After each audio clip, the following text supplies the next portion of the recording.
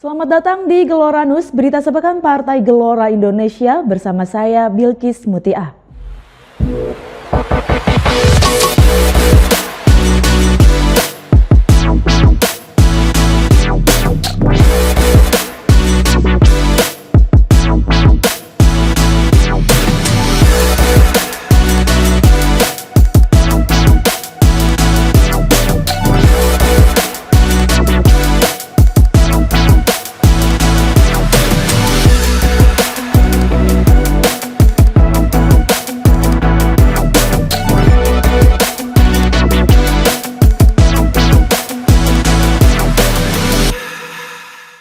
Baik, dimulai dari isu internasional yakni gencatan senjata untuk Palestina yang berlangsung di tepi barat Palestina pada Minggu 19 Januari 2025 lalu.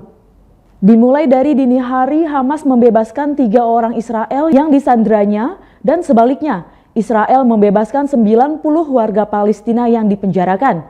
Ini merupakan hari pertama gencatan senjata setelah genosida selama 15 bulan yang telah menghancurkan jalur Gaza. Menelaah gencatan senjata yang sedang berlangsung, Wakil Menteri Luar Negeri Republik Indonesia, Anies Mata, yang juga merupakan Ketua Umum Partai Gelora Indonesia, bersuara bahwa dalam konteks kawasan ini adalah pengaturan baru menjelang datangnya pemerintahan Donald Trump yang baru. Namun juga bisa dipastikan bahwa Palestina adalah pemenang dalam perjanjian damai gencatan senjata ini karena mereka relatif mendapatkan semua bagian di perjanjian sebelumnya di bulan Mei 2024 kemarin. Hal itu disampaikannya ketika menjadi narasumber di Apa Kabar Indonesia Malam di TV One pada Minggu 19 Januari 2025 lalu.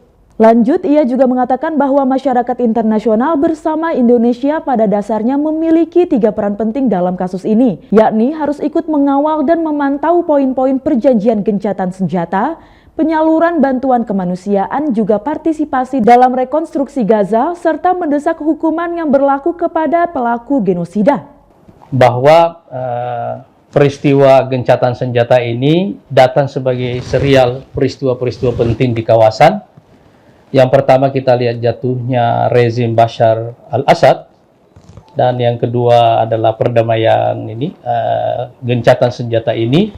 Dan pada waktu yang sama kita juga menyaksikan ada penandatanganan strategic partnership antara Iran dengan Rusia. Di kesempatan lain, Anies Mata juga berkesempatan berdialog dengan hampir semua NGO dan organisasi kemanusiaan yang mengurusi bantuan ke Palestina. Ia menegaskan komitmen Kementerian Luar Negeri Republik Indonesia untuk membantu mengordinasikan bantuan tersebut agar membawa dampak signifikan sesuai dengan ukuran negara Indonesia yang efektif, tidak tumpang tindih, dan dapat dipertanggungjawabkan kepada para dermawan. Menurutnya, gencatan senjata ini harus digunakan untuk membangun momentum perjuangan kemerdekaan Palestina. Pemerintah Republik Indonesia akan melakukan semua dalam kuasanya untuk mendukung upaya tersebut secara diplomasi, politik, dan bantuan kemanusiaan. Berita berikutnya, pemerintah Indonesia diminta secara tegas menolak keinginan Presiden Amerika Serikat yakni Donald Trump untuk merelokasi sebagian pengungsi Gaza keluar wilayah Palestina termasuk ke Indonesia selama rekonstruksi pasca perang berlangsung. Sebab hal itu justru akan memberi dalih bagi Israel untuk mengusir warga Gaza dari tanah airnya, merampas dan menduduki tanah Gaza seluruhnya.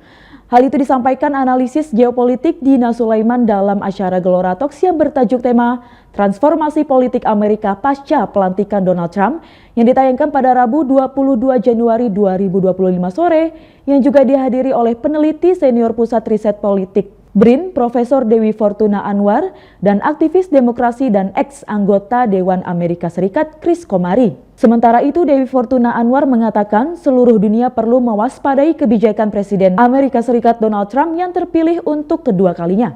Jadi memang seharusnya dunia mengawal gencatan senjata ini sampai betul-betul Palestina itu merdeka, nggak selesai di gencatan senjata. Apalagi kemudian ada ide pula untuk merelokasi orang-orang Gaza ke luar negeri, termasuk ke Indonesia. Berarti kan ini sejalan ya ide Trump atau tim transisinya Trump untuk mengeluarkan orang-orang Gaza dari Gaza itu sejalan dengan keinginan Israel selama ini. Israel selama ini memang menginginkan Gaza kosong dan kemudian diduduki. Saya pikir pemerintah perlu menolak tegas ide seperti ini. Amerika Serikat tadinya yang mendukung multilateralisme, Trump justru menarik diri dari multilateralisme.